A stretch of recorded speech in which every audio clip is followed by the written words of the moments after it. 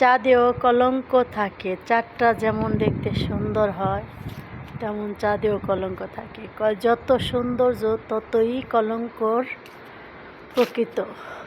কারণ চাঁদ যেমন সুন্দর আছে, চাঁদের মধ্যেও কলঙ্ক আছে। দুধ দেখতে সাদা হলেও দুধেও ময়লা থাকে।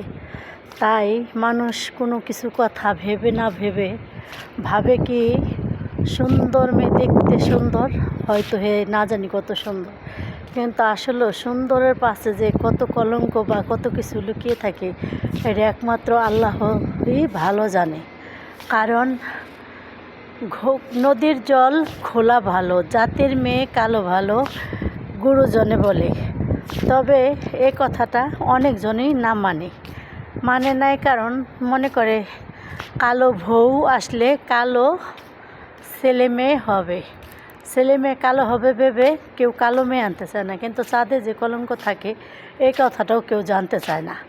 কিন্তু যা সুন্দর যত মেয়ে দেখবে, হয়তো হাজারে 2টা বা 3টা ভালো হতেও পারে, আবার ভালো নাও হতে পারে। অনেকে শিক্ষিত মেয়ে পছন্দ করে। শিক্ষিত কি আজও হয়? কোনো মেয়ে শিক্ষিত হতে পারে না। শিক্ষিত কাকে বলে? যে মূর্খ হয়েও শিক্ষিতর কাজগুলো করতে পারে। 1 নাম্বার হচ্ছে তার বাবা মাকে সম্মান করা, 2 নাম্বার হচ্ছে শ্বশুর শাশুড়ির সম্মান করা, 3 নাম্বার হচ্ছে ফ্যামিলির সাথে সবার সাথে মানায় নেওয়া।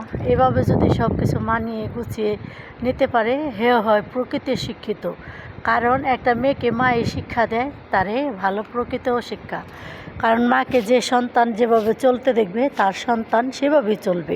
অবশ্য মাকে যদি দেখে না, আমার নানু নানাকে আমার মা অনেক সম্মান বা শ্রদ্ধা করে, দাদা দাদুকে আমার মা বাবা অনেক সম্মান করে, শ্রদ্ধা করে, আমার ফুপি খালামণি সবাইকে শ্রদ্ধা বা সম্মান করে, তাহলে তার মেয়েটা বা ছেলেটা ওই শিক্ষায় শিক্ষিত হবে। যা আমরা ছোটোর থেকে দেখছি যে সবাইকে মানিয়ে গুছিয়ে মা বাবা নিতে পারে। আর যে না নিতে পারে সে তো শিখেই না। সে তো জানে যে আমার মা আমার দাদা দাদিকে নিয়ে খায় না, মা বাবা আমার দাদা দাদির সাথে চলতে পারে না, নানা নানুর সাথে চলতে পারে না। তাহলে তার সন্তান তো ওই শিক্ষাই শিক্ষিত হবে। কলেজের ডিগ্রি পাস করুক আরই করুক, কিন্তু যত দেখবে ডিগ্রি পাস করা ছেলে মেয়ে তাদের বাবা মা দেখবে বৃদ্ধাশ্রমে। আর যত দেখবে বাংলাদেশের মধ্যে গরিব বা শিক্ষিত না মূর্খ, তাদের বাবা মা কখনোই বৃদ্ধাশ্রমে যেতে পারে না। কারণ তারা ভাবে মা হলে জান্নাত, বাবা হলে স্বর্গ। তাদের জীবনে মা বাবার থেকে বড় কোনো কিছুই তারা মনে করে না।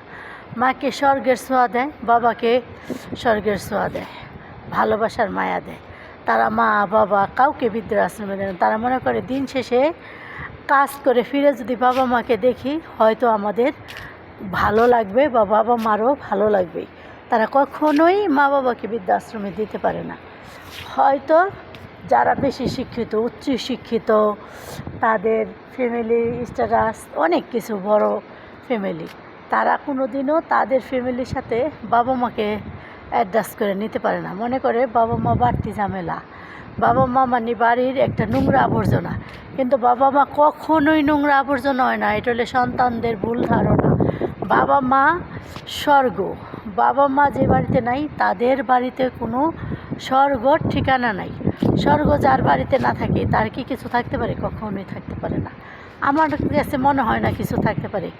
আগে আমরা প্রবাসে ছিলাম, মা বাবা আমার প্রবাসে আসার আগে মৃত্যুবরণ করছে, আল্লাহর ডাকে চলে গেছে। কিন্তু ছিল আমার এক শাশুড়ি।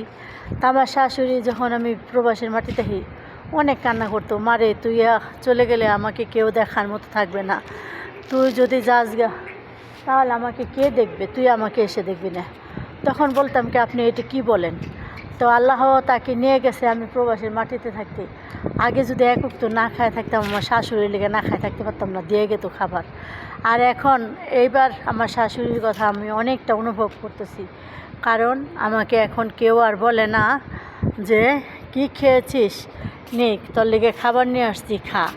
কিন্তু শাশুড়িও মার মতো কম করে না, মার থেকে শাশুড়ি কিন্তু কম হয় না, যদি তাকে কইরা নেওয়া যায়। মা আর শাশুড়ি দুটোটাই কিন্তু সমান।